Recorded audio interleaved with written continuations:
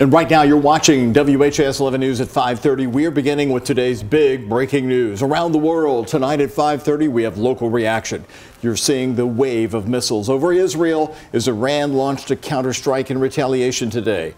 Close to 200 missiles were launched overnight there. The latest attack coming just days after Israel killed the leader of the terrorist group Hezbollah, one of Iran's main proxies. And hello everybody, thank you for joining us at 5:30. I'm Doug Prophet. And I'm Connie Leonard. So when we heard this news, we asked Kurt Jefferson of Spalding University to join us. He's currently actually writing a book about the wars in Israel. Kurt, thanks so much for being here. I was telling you when I walked into the newsroom today and saw the ABC News breaking news about this, you know, I felt dread, but this is really something we should have seen coming.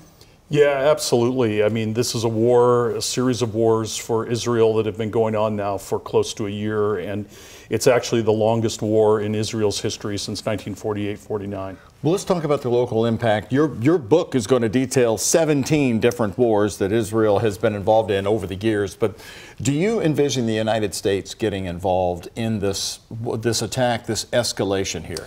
Well, I think, of course, we've heard today that there is a support, Doug, by the U.S. They've upped the number of F-16s, F-15s, flying missions, trying to knock out some of the Iranian missiles. But I don't foresee the U.S. getting involved directly in a ground war or anything of that nature. As we know today, we've heard the Israelis are going into southern Lebanon, where they've been many times, and they're doing limited incursions into that part of that country. There are some that say in a case like this, you may have to escalate before you can de-escalate, but you don't think that's the case, right? Well, I think there's a lot at stake here. Normally what happens in wars that Israel fights, and remember, this is a country of 10 million, but probably the fifth largest and most powerful army on the face of the earth, the IDF.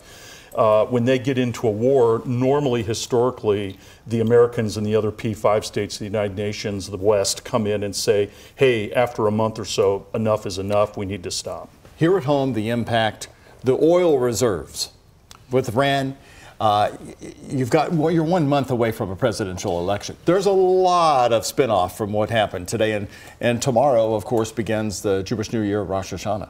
Yeah, I think much of this isn't without coincidence, and I also think that, you know, the October surprise that we always hear about at election time, sometimes it's international, sometimes it's domestic, but I think in this case, it's been mounting and coming, and especially after last week's pager and walkie-talkie attack on the Hezbollah terrorists, I think we see that Israel was starting to move in a little more of a bellicose direction with regard to this. And Iran, of course, said they were going to respond, and now they're saying we don't want war with the Israelis. So we'll see how that plays out.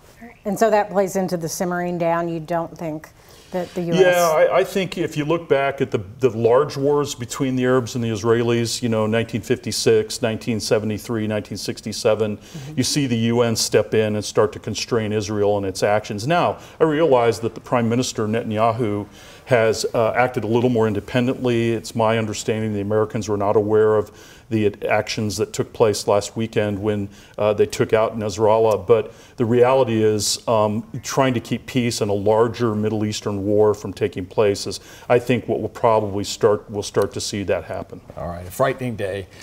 Thank you, Dr. Jefferson, Kurt Jefferson, for coming in from Spalding University. We appreciate your perspective. Thank you. Thank you so much.